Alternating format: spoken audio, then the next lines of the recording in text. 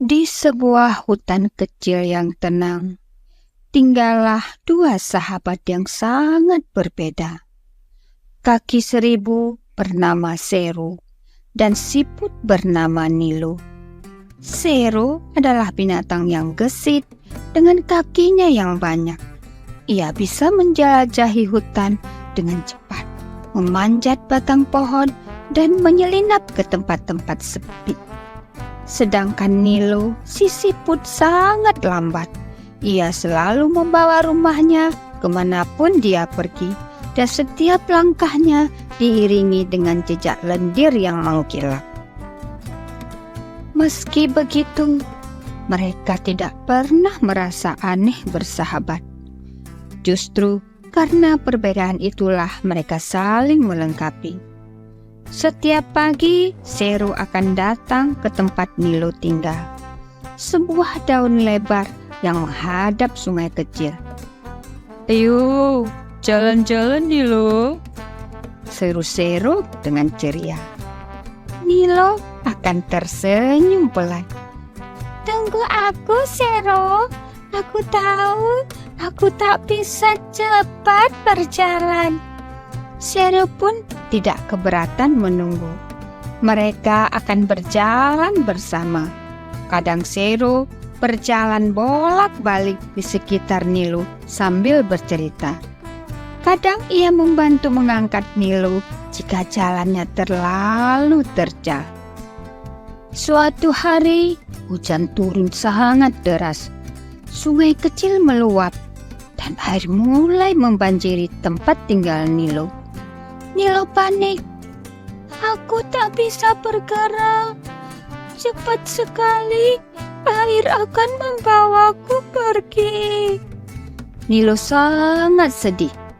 Tanpa berpikir panjang, Seru berlari ke arah sahabatnya, lalu memangkul rumah siput itu di punggungnya. Ia berlari naik ke atas tempat yang paling tinggi dan menyelamatkan Nilo dari banjir. Beberapa hari setelah banjir besar, hutan kembali tenang. Tapi Seru dan Nilo merasa ada yang aneh.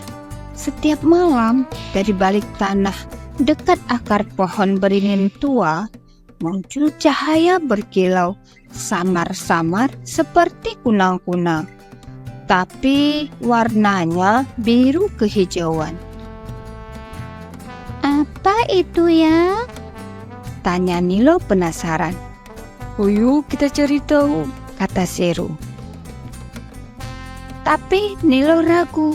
Bagaimana kalau itu berbahaya? Seru berpikir sejenak, lalu berkata, "Kita pergi bersama. Aku cepat, kau hati-hati. Kita saling menjaga." Malam itu mereka menunggu cahaya muncul.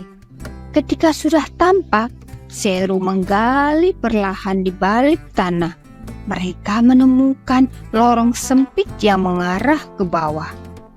Nilo masuk lebih dahulu karena badannya kecil dan rumahnya bisa melindungi kepala.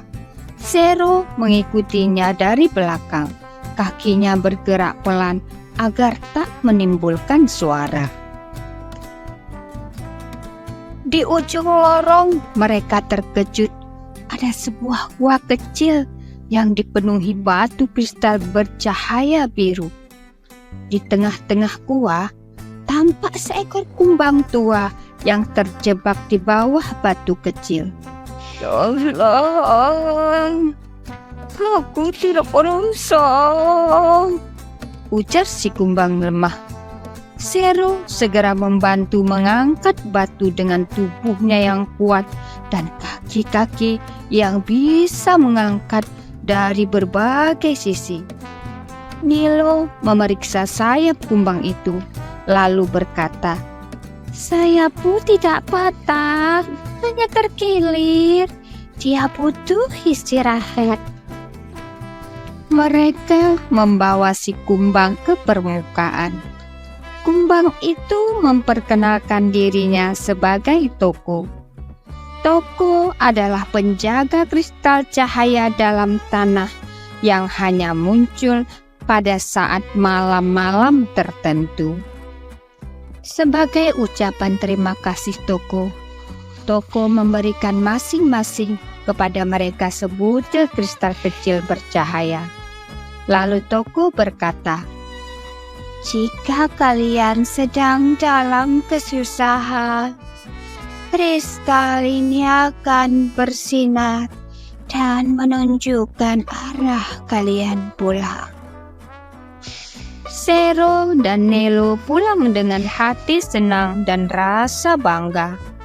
Mereka baru saja menyelamatkan penjaga bawah tanah dan menemukan rahasia baru di hutan tempat mereka tinggal.